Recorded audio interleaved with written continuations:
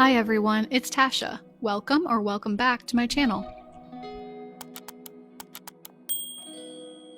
Well, thank you so much for joining me. You know that on this channel I do a lot of thrift shopping and I share my finds with you and also how I style them back at our home. And often that includes some sort of DIY or flip on my thrifted items. So last week I shared a room makeover with you, and this week I thought it was time to take a step back and round up some DIYs for you. So I'm including 10 here in this compilation video, and I'm including chapter titles in this video, so if you're a regular you can easily see which ones you might have missed. And of course, if you're new here, this video is perfect for you. Let's dive right in.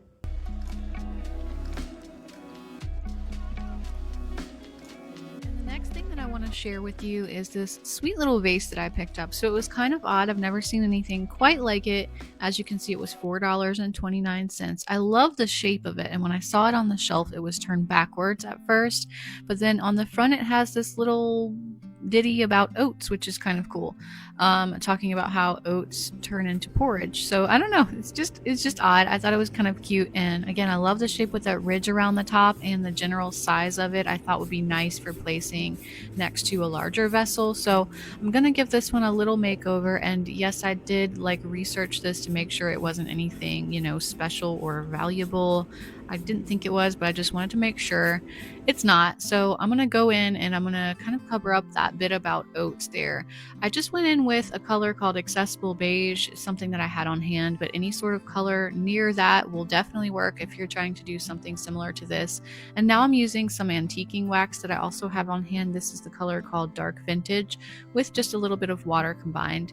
This stuff goes a long way, so that's actually a lot more than I needed for this small vessel, but it's just a tiny little forkful that you see here. I'm mixing it with some water, and then I'm just going to go in with some of that watered down antiquing wax right over the top of the vase and just kind of stipple that all over it and get that aged look that I'm going for.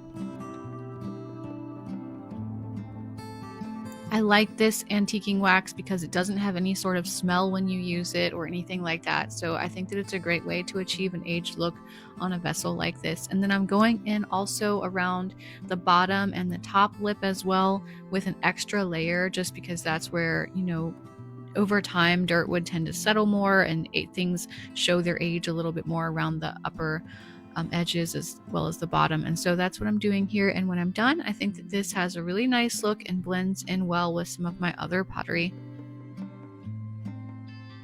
So I'm sure someone out there is going to say that I took away the uniqueness of the piece by covering that up, and that's okay. I just didn't like it. It didn't mean anything to me, so I covered it up, and I'm using it here with this single hydrangea stem in our master bedroom on one of the bedside tables, and I think that this has a beautiful look for spring now, and I think it was worth the $4.50.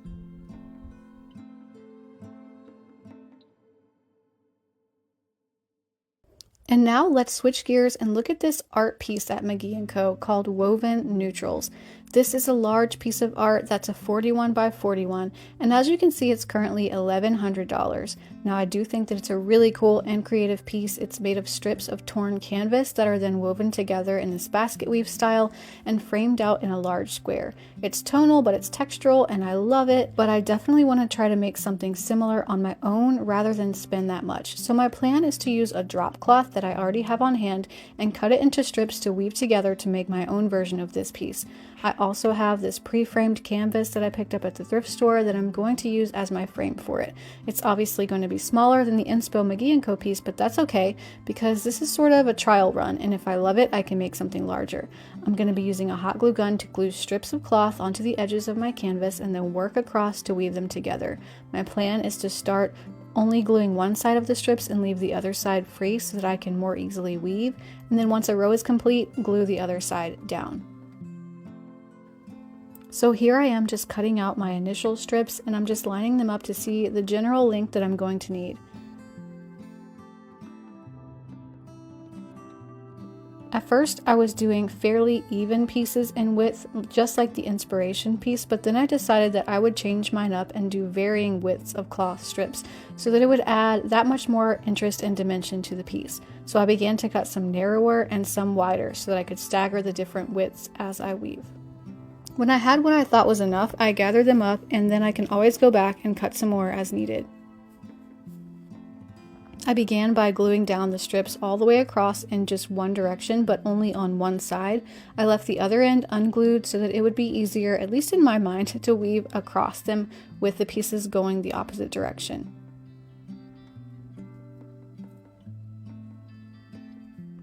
Then I started the cross weaving, which is just really simply going over and under alternatively, and when I reached the end I just trimmed off any excess and again used that hot glue gun to secure the ends down inside the space between the canvas and the frame. I used the edge of my scissors that I had on hand to press the ends down into the gap in between the frame.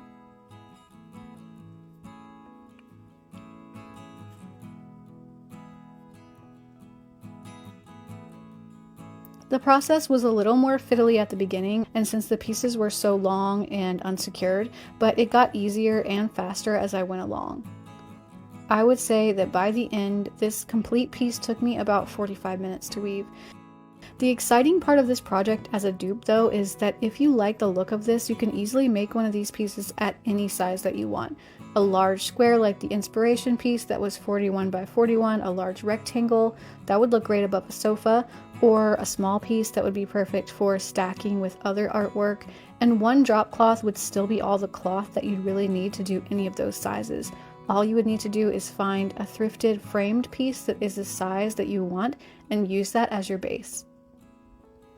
Near the end, I discovered that it was easier to kind of go through first and alternatingly lift the pieces that I would be weaving under, and then go back and lay my cross piece down and lay those down across it, rather than picking each one up one by one and weaving under it. So I wish I had done that a little earlier in the process, but que sera, sera. And this is what it looks like when I'm finished with my weaving. I did leave my edges raw, and I actually love this little piece. I've styled it here above my chest of drawers in the bedroom, and I really appreciate the tonal texture that it brings to this spot. Having that pre-framed piece to do this weaving over made this such a simple DIY to do, and now I want to try it on a larger scale piece for a bigger impact. So the next thing that I want to share with you is actually a project that doesn't even require a thrift trip. I want to be making myself a DIY little side table similar to this one with these bobbin style or turned legs. I really love these and I want something different for my front living room, so I think that this project is going to be awesome. You can see this little similar stool from McGee & Co, and these things can be very pricey when you buy them new. So full credit where credit is due. I got this project idea straight from DIY by Deebs on Instagram. She has an amazing account, so go and check that out for many more ideas, I'm sure. But I'm going to be following this almost exactly, getting these wooden turned legs from Amazon. And these, when I bought them, were only $18 each, but they have gone up a few dollars, I noticed, unfortunately, on Amazon. Just keep watching those. And also I'm getting myself this little wooden finish circle. I got mine from Michael's, and as you could see on the price tag there, that was $19. And so since the legs actually come with some of the hardware that you need, those were the only two things that I bought for this project. I'm using a drill, some drill bits, as well as a tape measure and pencil to get started, and these are the legs that I purchased, and they looked really great in person. So just try and choose a tabletop if you're going to be doing this project. Just look at them closely and make sure that it doesn't have any defects, because they are pine. They can get little dings and such in them from just a store, so I tried to choose a particularly nice one from the options that they had. I'm just finding the center by measuring and dividing by 2 as best I can, and then making myself some marks to mark the center lines for this so that I can try and get my legs on straight. And this is some of the hardware that came with the legs that I bought from Amazon, so I'm just marking on the bottom side with a pencil so that my hardware will fit exactly in. Definitely want to pre-drill some holes before you start putting your screws in, and that was very simple to do by following the dots that I had just made with the pencil.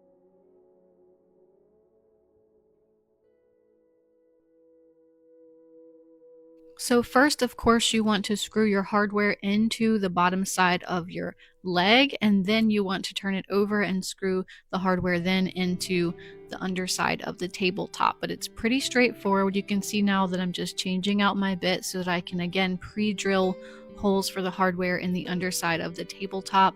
Just makes it easier, even though it's pine and it's pretty soft. It makes it easier to get the screw in straight on the first try when you just take a moment and pre-drill some holes. Just make a hole that is a little bit smaller than your screw.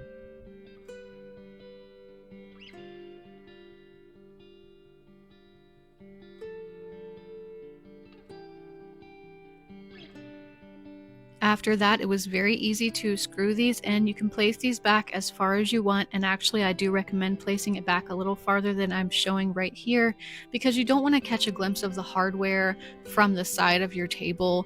And so if I was doing this again, I would place them back just a little bit farther for that purpose, but this still worked out. I wanted them to be kind of as far out as I could, and I did need to get an extra pack of wood screws because there weren't quite enough with the set that I got to both screw the hardware into the leg and into the table. The next thing I'm doing is just giving this a very light sand all over with some 220 grit sandpaper. I use my orbital sander for the top, and I'm just using a little spare piece of sandpaper that actually came with the legs for the legs of this table. Wiping off that dust, and then I'm ready for my pre-stain treatment. This is just a pre-stain wood conditioner that you can rub on. This just makes the stain that you're going to use go on more evenly and prevents any sort of blotchiness. This was a very easy step to do, and this pre-stain conditioner will last me for many projects, so it was well worth going ahead and investing in a can of that. It also dries really quickly, and so the only thing I needed to do was wait maybe 15 minutes for this to set in, give it a gentle wipe to get any excess off, and then I was ready to stain. Now the wood stain that I went with was the same one from DIY by DIYS tutorial, and it is called Kona. And I do love, love, love this color. That is why I didn't deviate at all, because hers was so beautiful. So I'm going in with that Kona color. This is a beautiful, dark, rich shade. And I just like to start with the top in case things drip downward. That prevents anything dripping on an area that you've already done. I'm just using a staining sponge, but you can also use a clean, lint-free rag for this step as well. And then for the bottom part with those spindled legs, it would make it a little bit hard to do with the big sponge, and so for that part I just went in with a little foam brush so that I could get into those crevices.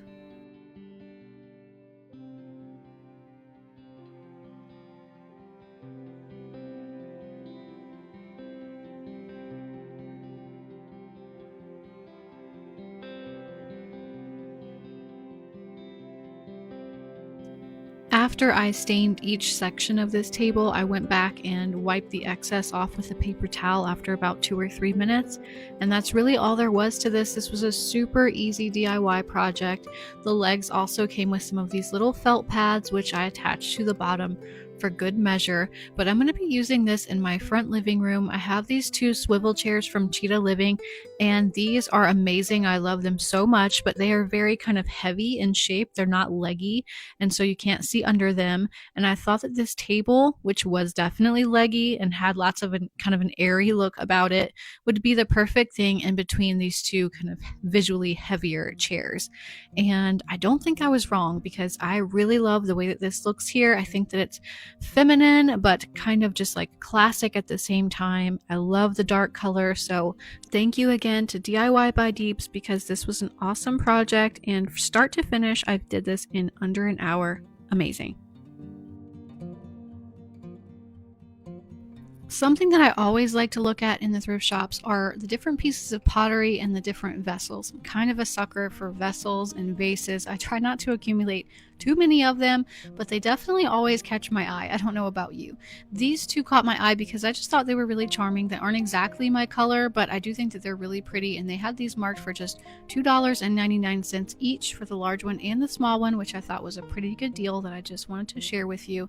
I found this little vase, actually not too little, this is pretty large of a vase with these elephants, and I really like the shape of it, although the elephants and the red wouldn't fit in my home. The shape of it was really nice, and the price was great at just $3.79. As you can see, I also saw this little one, which I did think was cute as well, with the ribbing around the bottom. That was marked a little more at $4.99, but I ended up bringing home the larger red one for $3.79, thinking that I would try a DIY on this.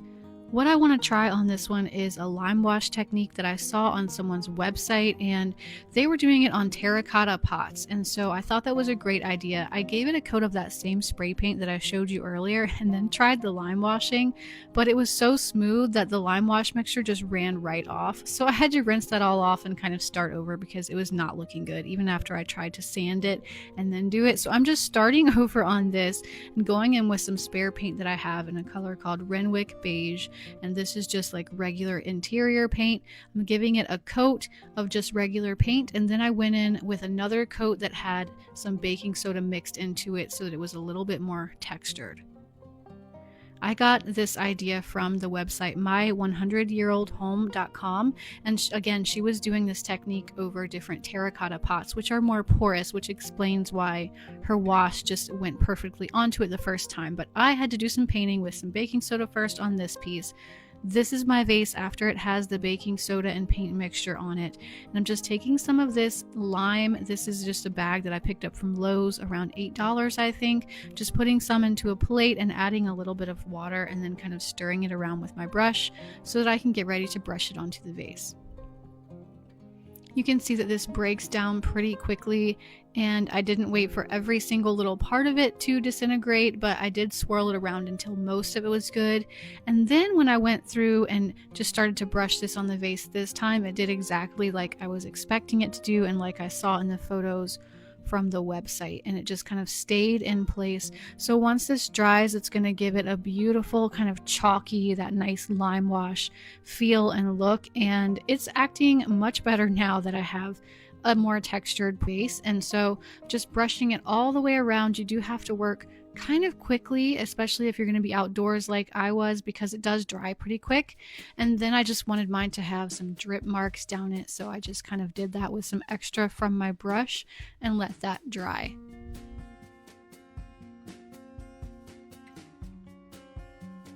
As it began to dry, it lightened up. And so it started out a little darker and then it lightened and got this nice, beautiful chalky finish. Now I wanted to go ahead and finish this off because it's very kind of smudgy lime wash. I wanted to be able to use this and put real flowers in it. And if I got a drip of water down it, I didn't want it to just rinse the finish right off. So I'm just going in with some clear, flat spray paint over the top of that so that it can be touched and used and I wouldn't have to worry about it or baby it. I want to use this for flowers and not just sit it on a shelf. For now, though, I don't have any fresh flowers on hand, so I'm just going to be styling this with these hydrangeas. Now, I had the white version of these that I bought last year from Amazon. These are a very real touch, realistic hydrangea stem, and I really love them. So I went back to look at the other colors for this year, and it ended up getting a set of the purple and a set of the pink to kind of mix together, and I think that they look really beautiful mixed together like that.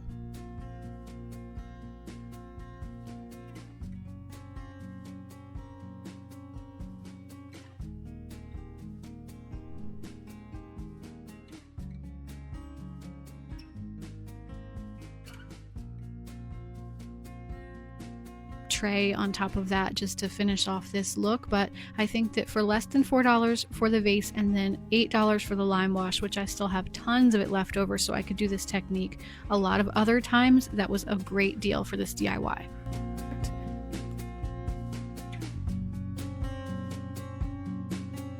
This lone bar stool was in Goodwill. It was $9.99. Honestly, I've seen them for less than that before, maybe even $5.99 or $6.99, but still I went ahead and picked this up.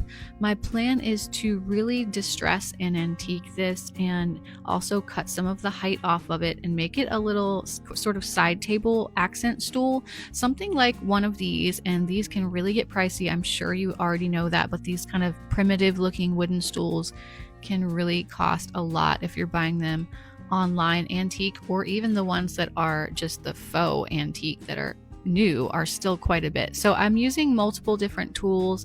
I have done this process before on my Rustic skinny bench, which you can go and watch, but I like to use the back side, the claw of a hammer, also the front to create some dings, some scratches, and definitely my wire tool as well. So to really round out your distressing, I would recommend definitely using one of these wire drill attachment tools. These really work to make these deep wood grain marks. And so what I like to do is take a chisel and kind of chip off some of any edges like this, and then also go in really heavily, excuse my band-aided finger, with that wire attachment and make these really deep scores all along all of the wood.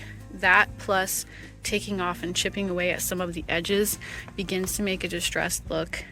And you can do a lot of the distressing with a hammer too, but I definitely recommend that wire tool for some of this as well.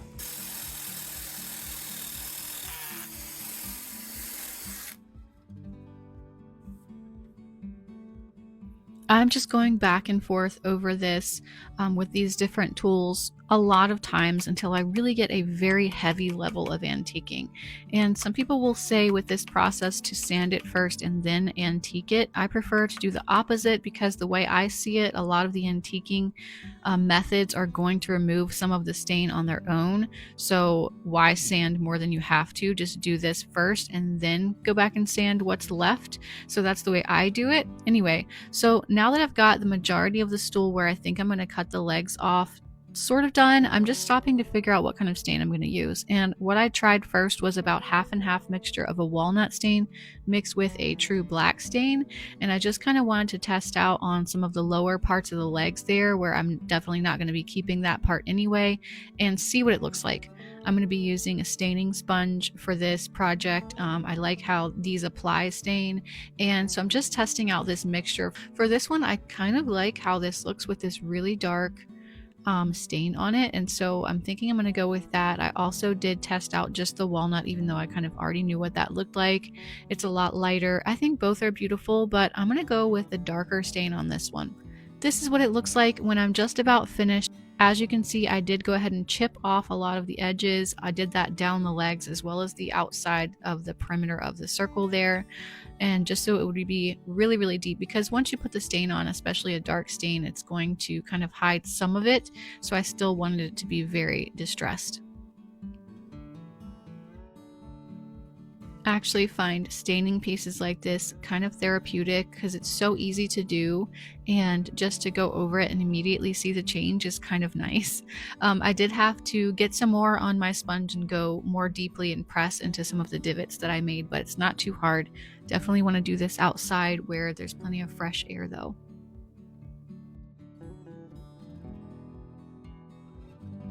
Now, the nice thing about this project is I thought that if you like this project, you should be able to do this, because I see bar stools all the time. Look on Facebook Marketplace as well. And this is what mine looked like once I was done. I cut down the legs to about the height that I wanted for it to sit right here beside the sofa.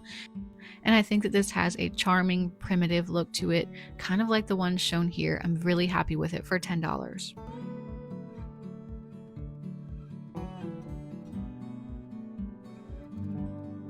Curry in the background here, he's chilling. And I did pick up this wooden shelf, and at the bottom it has this towel bar. I thought that it was pretty cute, and I've been looking for one of these for our upstairs bathroom. So the thing that caught my eye about this one was the fact that it had a towel bar built in, which you don't always see, and then this kind of crisscross pattern across the back. They did have $30 on it, which is more than I wanted to pay. So as I was just kind of deliberating that, I did notice that there was one of these spindles missing right here, and then actually another one right here. And so that made me think, well, maybe I'll just ask about it, because I doubt that they noticed that when they priced it. And they went down to $9.99, which was a pretty big leap from $30. So I was happy with that, and I thought I would just try to repair those pieces, or I could just take them all off. They're pretty easy to get off from the backside. So, but first what I'm going to do is try and repair them. And I thought that I would actually use, maybe, this is goofy, chopsticks, because I have this set of chopsticks that we don't really ever use, and they aren't exactly the same size, but I bet that if I just use the thicker end and place it, it wouldn't look too out of place. So I'm just gonna give that a shot and see if it works, because I do want to paint this piece anyway, and so it might blend right in pretty seamlessly. One of the main reasons that this shelf caught my eye in the first place was because I've been scrolling Magnolia's website, and I love this Daphne wooden shelf that they're selling, along with others that I've been seeing. This is not the only one. I do think that mine has some similarities with that style, and then I've also found almost the exact same one that I found for more than that on Etsy and eBay, as you can see there. More than my $10. I used those chopsticks and they worked great. I'm sure if you look closely, you'll be able to tell the difference, but honestly, I think that they'll work just fine without appearing to be off kilter once I have this all styled. The first thing that I'm doing is giving this a base coat of a gray spray paint. This spray paint color is called Driftwood, and I can link it for you, but I'm not stopping there because I don't want a gray shelf. What I want is just a deeper toned, more neutral, dark wood shelf. So I'm going back over that gray background of paint with this dark antiquing wax. I love to use this antiquing wax. It always gives a really great result. I like to put it on with a brush. It has a nice work time and it's very easy to just spread it out. I like to go in with a brush because it will give you in the end an almost wood grain look, which is really natural looking. So I like to do that. After that sits and dries, which it has to dry for maybe 5 or 6 hours to be dry enough to the touch where you can work with it and go ahead and hang it. I am just trying to basically keep it out of the way of our cat Curry, who just could not seem to stay away from it. He wanted to sniff it and got it in his whiskers and on his nose, so I had to keep kind of moving him out of the way. I should have done this outside. But once it was all done, I think that it looks so great, and I'm excited to get it on the wall. I just grabbed some hanging hardware from another picture frame that I wasn't using anymore, and I'm just putting those right onto the back of this one since it didn't have any on it. I like to use a laser level to get my exact line straight on the wall, and then I like to use some masking or painter's tape stretched across the back from brace to brace, put the holes in it there, and then put that on the wall so that I can get the exact width that I need to hang a shelf or a picture like this. So I'm using these drywall anchors just to make sure, because this is a little bit heavy, and then putting my screws in, and it goes up on the wall really smoothly and pretty darn level the first time, which is always great.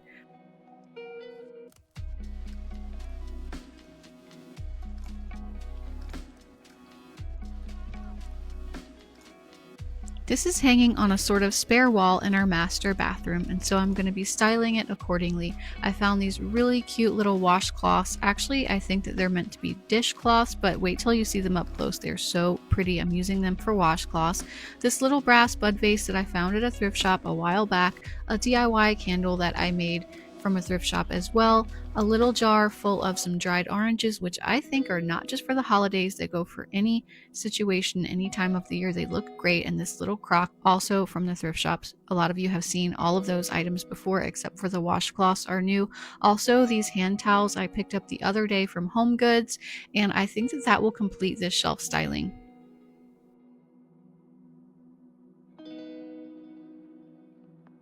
I don't think that in its previous orangey wood state, this shelf would have looked very good at all in my home. I think that it would have just looked dated, but now with a darker, more modern color, I think that it looks like a purposefully vintage piece that blends in with my modern vintage and modern charm sort of style. So I'm very happy with it and totally glad that I waited around an extra 10 minutes to talk to the manager about the price reduction so that I could get it for only $10.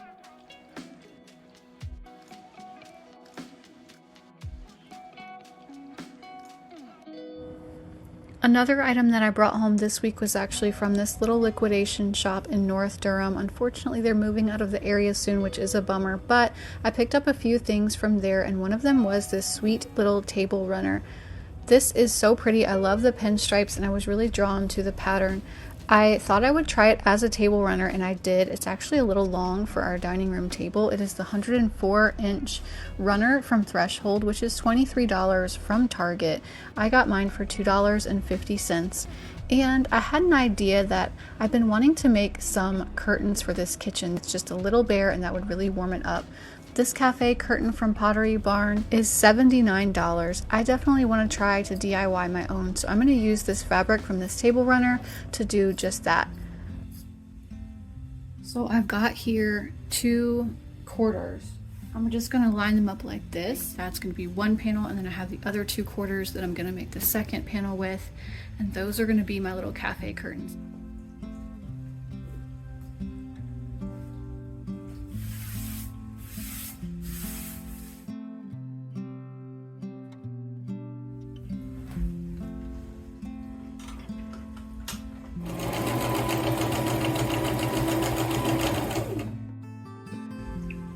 In my opinion, little projects like this are so worth the risk.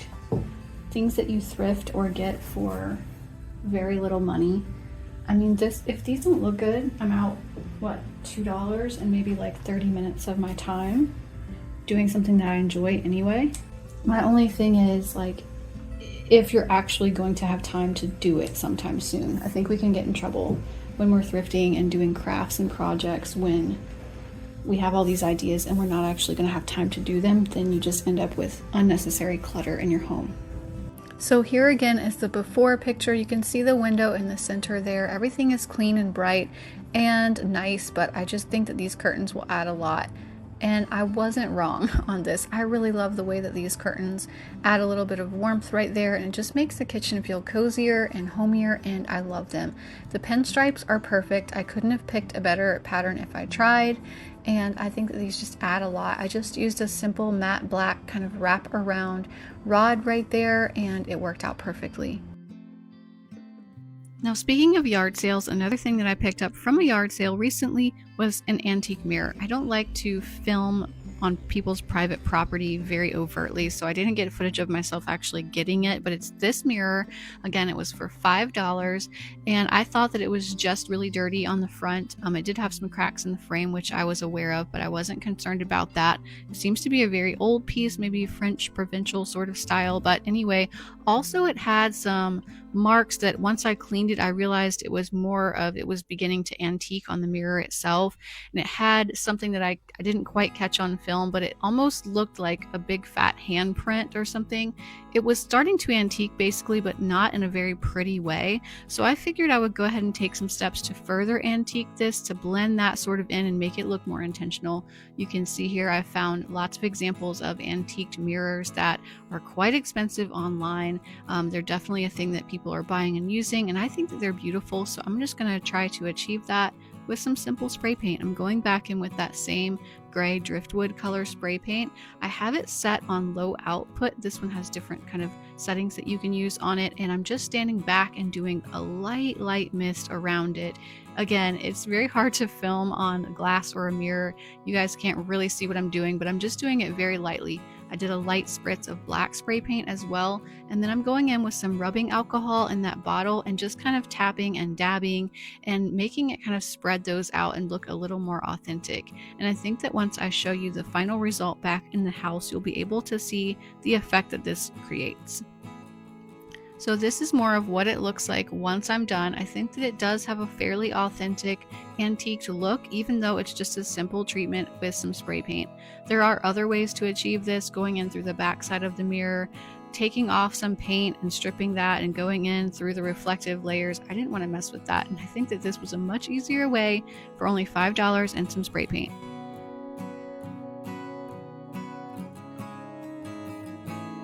Another thing that caught my eye at the thrift shops that I brought home was this little napkin holder, or maybe you could call it a mail holder, something like that. I think probably was designed for napkins, but in any case, I really loved this dove carving that it had on each side. This was $4.99, which I did think was actually a little bit high for what it was, but I just really liked it, and so I was trying to brainstorm some ideas, something that I could do with this besides putting napkins or mail in it. I didn't really need it for either of those reasons, so I'm just taking out the screws that are on the bottom. I can reuse this little piece maybe for something a little bit later, but I'm thinking about this little side table that I just showed you, and as you can see, one of the panels in this has just recently come out. It needs to be re-nailed in, and also if I'm getting up close on this, which I wasn't before, it really needs a new paint job. It's just kind of looking dingy at this point and needs some refreshment. So I'm thinking I might use these dove panels to kind of customize this little side table.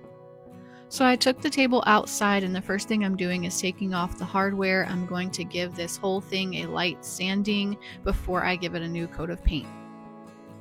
And I thought I would leave that little accident in because I thought it was kind of funny. So I'm just giving this a light sanding all over. This is 220 grit sandpaper. You can do this by hand, obviously. It's just a little faster to use this sander, and I prefer it. But after that is done, I'm just wiping it all down and getting all of the dust off.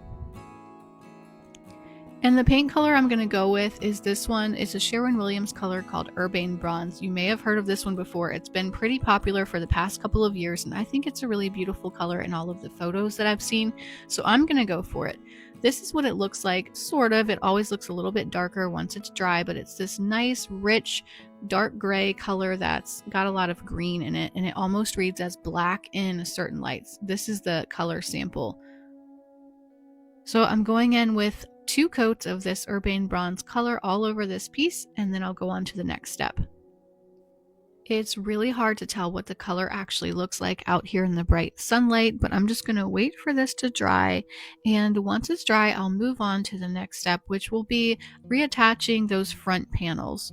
Also, I'm going in with a smaller brush, including this really small craft brush, to get in all of the crevices of my two little dove carvings. And I also wanted to show you this touch-up paint pen set that I have just purchased from Amazon because I think it's really cool. So you can use these little syringes that comes with it and basically keep on hand a small amount of your paint colors that you've used around your home. And it has a little brush on the end of each one so that you can just really easily pop out this little pen and do quick and easy touch-ups. So I thought that this was really neat. I'm going to be using mine for my wall colors, our cabinets, and some other colors around our home. And I like this idea. It says it keeps the paint fresh in there for like 7 years. So I'm going to share that in the link with you too, because I was excited to find those and use them. So this is what the table looks like once I've got it back inside and I have reattached the front panels and secured those. And I just need to now add my little dove carvings and see how these look on the front. So what I'm doing is I'm using E6000 glue on the back side of this. I'm going kind of all around. This is a very strong glue, so this should keep them really nicely on there. And then since this doesn't dry immediately though, after my E6000, I'm going in with a little bit of hot glue from my hot glue gun to make it stick immediately while the E6000 dries and sets for the next 24 hours. One thing I was a little concerned about with putting these on was I wanted to make sure they were centered, especially height-wise. I could eyeball pretty well from side to side, but I wanted to make sure they were the exact same height. So what I have there is just a little eraser that happened to be close by at the time, and I'm just using that on the bottom of each so that when I apply them, they're exactly the same height and it won't kind of catch your eye strangely or look off kilter. I think that they ended up looking really cool, and I imagined them adding just a little bit of fun and custom touch to this side table, and I think that they did. This is the cabinet that I keep some of our homeschool materials in for my daughter, and so it's right there. That's where we work, is at the dining room table. So I'm just putting all of that stuff back inside, and this little table actually only cost me $12.99 from Goodwill, I think sometime last year. So it was already a great deal by itself. Now the last thing that I'm going to do is replace the hardware. You see the new one that I got on the left, and now they're both on, and I think that the different hardware also adds to this charm of this little table, and this is now perfect for us to use. It's just got a little more interest and a little more of that modern charm feeling.